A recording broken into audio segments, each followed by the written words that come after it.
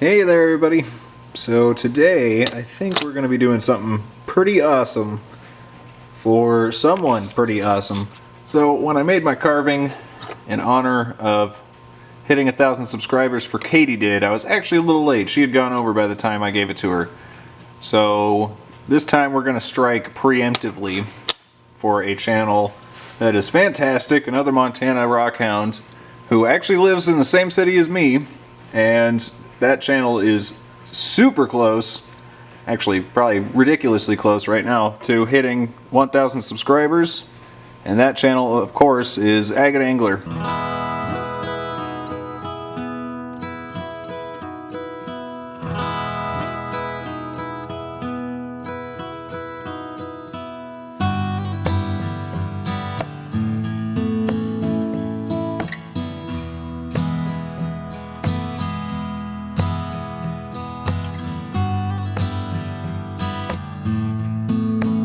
Alright, so considering that the name of his channel is Agate Angler and he spends a lot of time hunting for agates along the Yellowstone, I think it's only obvious to make him something out of epoxy.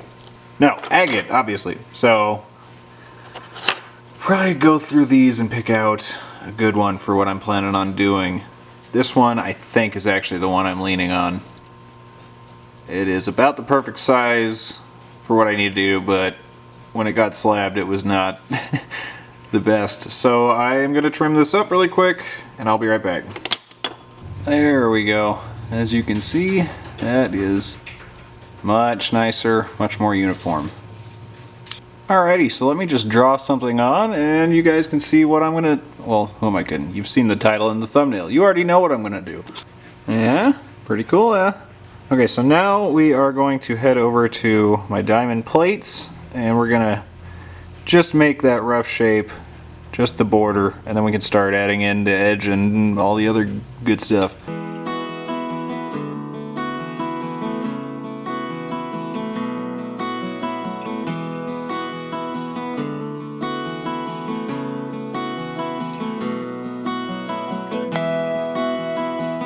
Alrighty.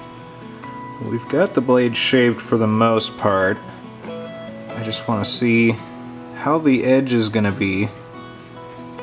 That's pretty much the main thing. It's not sharpened yet, so let's do a couple pre-sharpened tests. Alright, first I always test for strength, so we're actually going to be cutting a little bit of wood.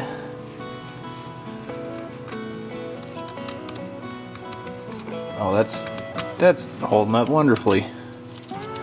And that is not soft wood. Sweet! Alright, well that's a good strong blade. Yeah, okay, that is cutting very well, and that did not chip the edge whatsoever. Alright, so next I am going to test some sharpness. Actually, I'm going to put it on some wood really quick. Cardboard works too. Alright, so let's see how sharp this is. Oh yeah, wow. Not bad at all, considering I haven't sharpened it yet. That's just the natural. Wow, yeah. That's going to be a good knife. Alright, so now I need to carve out these spots right here and then drill a hole right here, and when I'm done that is going to turn this into a locking flip blade. Alrighty, so I want to drill this before I shape that, and that's just going to make everything stronger, but we're going to need to keep water in that hole. Use something like this to make a pilot, and then we can come in with something bigger afterward.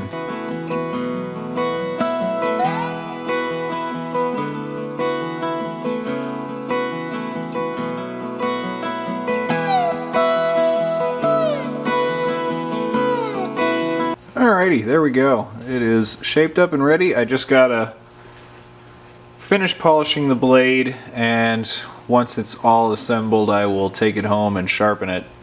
I'm sure some of you are wondering why I decided to go with a knife. Well, for one, It's not like with Katydid. Katydid was easy to pick something because, you know, her channel logo is a Katydid and her name is Katydid, so it just seemed like the logical answer was to do a Katydid. Whereas with Agate Angler, I had to think a little bit harder. So, what is an angler? An angler is a fisherman. What is one thing that all trout fishermen carry in their pocket or wherever, in Montana especially? A trout knife. Small little fishing knife. So I figured I would make him an agate knife, angling knife, so that now when he's out in the field collecting agates, he'll have something to gut them with. No, honestly, I just wanted an excuse to make him something cool out of agate. Alrighty, so, locking flip blade. Here's the plan. We have to make a handle. And I think for the bulk of the wood, I'm going to use maybe maple? I don't know, I want to use something hard and durable. And then for these end caps, I'm thinking something bright and colorful. Maybe really dark. I have some ebony and African blackwood. Alternatively, some Russian olive would actually look really cool, because that'd be really dark and pretty. I'm probably going to do some inlay or carving on the wood. I don't know, haven't gotten that far yet. We will see. But the tricky thing is going to be housing the locking mechanism. Alright, so here, I drew out a few examples so you can see what I'm talking about. So, basic handle, the knife will sit kind of like right here, so it'll stick out just a little bit.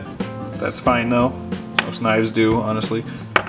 So, the way the locking mechanism works is, as you can see down here, when the knife is in place, it'll just sit like that. But when we extend it, this little arm right here will slide down into that channel we made and lock it in place, which means we need to leave a little piece open for the thumb trigger, like that right here. See, locks, and then you push that down and it can close. So, which means we also need to put a spring inside here. This is going to be confusing. We'll power through though. So with a knife like this, you have your outer wood, which is the scale, and then underneath that you'll have a thin sheet of metal. You'll have all of your mechanical stuff in here, then another sheet of metal, and then the other scale on the other side. So I think I'm going to use this for the liner, and this is stainless steel. So it's going to be some very rust-proof, but also very workable stuff. And I think for these end caps need to be very, very sturdy. So I'm going to use this, which is African blackwood. So I need to decide what wood I'm going to use for the scales. But for now, I think I'm going to get these cut out and ready.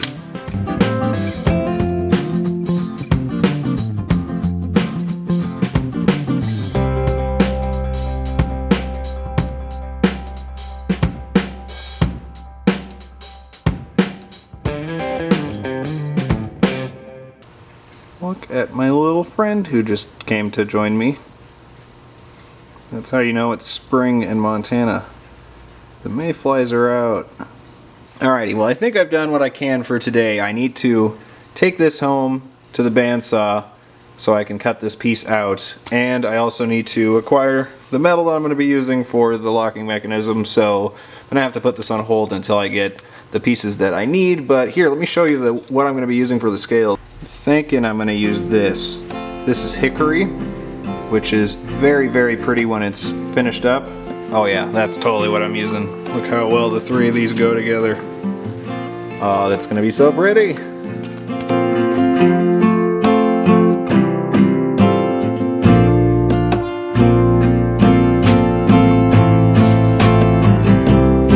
So I've got my scales made, and I am very, very sorry that I did not record, but I forgot my camera at the shop, so I was not able to show cutting these out. But all I did was take the hickory to the bandsaw and this African blackwood to the bandsaw.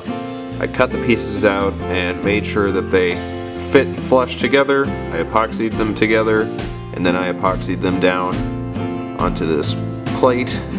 and then I sized them up, lightly glued them together, and then shaped them down to the metal so that I know they are both perfectly symmetrical. Alrighty, well, it took a while, but my brass key stock finally got here, so we can finally keep moving on with this. Also, I've got my brass rod to use as hinges and spacers. You can see that the metal is just ever so slightly thicker than the blade is. So we're gonna cut it right here and then thin this entire block down, because it's going to be a lot easier to just do the bar before we cut it than trying to thin each individual piece.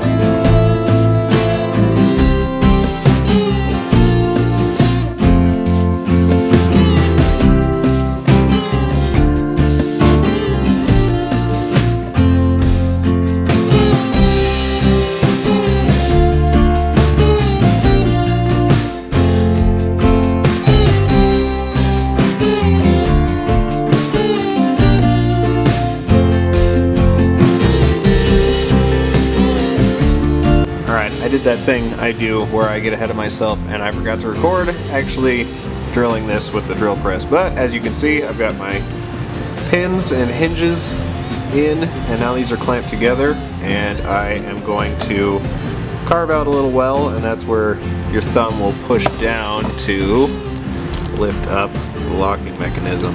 Fitting everything together, it's going to work so beautifully. I'm so excited to see this thing finished, but yeah, we are ready to go.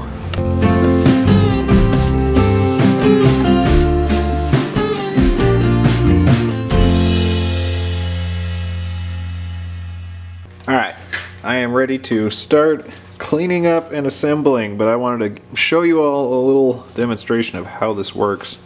I know I showed you on paper, but yeah, you can actually see it in person now. So this little butt plate holds the spring right here. Backbone will go right there. You can see that spring is applying pressure on that. Then we'll get the knife blade on, just like that. And if you look, when I push down, that's why we needed a spot for the back plate to go. Click that up. Folds just like that, and then when you unfold it, the spring pushes it into that hole, and you've got a locking blade. Well, I'd say it's definitely June in Montana, alright. Wow, it's flooding like crazy. Alright, I'm working very hard to polish this blade, but I keep cutting myself. So Alex, please don't be mad at me if I don't get a 100% polish on this. It might be painful to actually get the whole thing. Probably should have polished it and then done the edge of the blade, but I mean, there's no going back at this point. Alrighty, well that epoxy is set up. These pins are in place, so I'm gonna cut them all off and we can start shaping the knife. We are just about done. It's a good thing too, I just checked Alex's channel. He's at 1.91. So I'm really happy to be almost done with this. It was supposed to be a 1,000 subscriber present, but it might end up being a 2,000 subscriber present. It's not even that I've been taking too long with this, that channel is just exploding, and you totally deserve it, Alex.